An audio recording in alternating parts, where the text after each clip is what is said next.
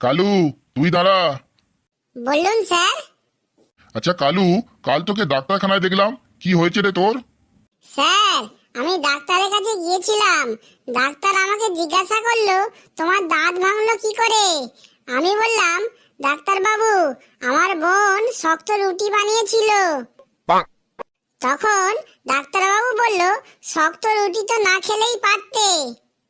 আমি বললাম, ডাক্তার বাবু, ওই কথা বলতে গিয়েই তো আমার বোন ঘুষি মেরে আমার দাঁত ভেঙে দিয়েছে। আচ্ছা কালু, তোর বংশ পরিচয় কি?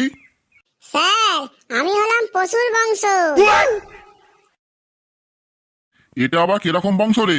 এরকম বংশ তো আমি বাবার জন্ম শুনিনি।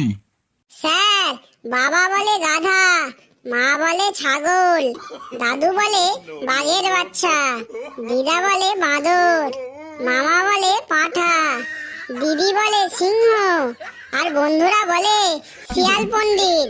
স্যার, তাহলে হলাম না পশুর বংশ? কালু, আমার মনে হচ্ছে তুই আর মানুষ হতে পারবি না, তুই পশুই থেকে যাবি। কালু, তুই আবার বলতো জীবনযাপনের সঠিক নিয়ম কি?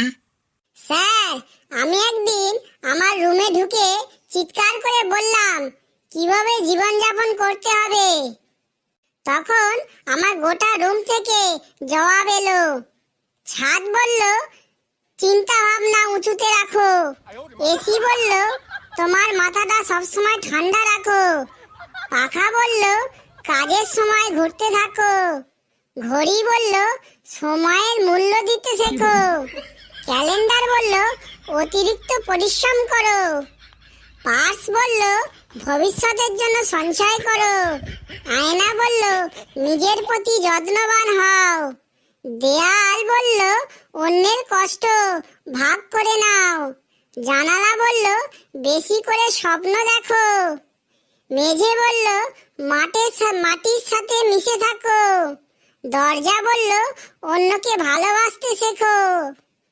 আর স্যার, সবশেষে আমার মোবাইল বলল, আরে পাগল, চলে আয়, ফেসবুক চালু কর। বাকি সব তো মোহমায়া।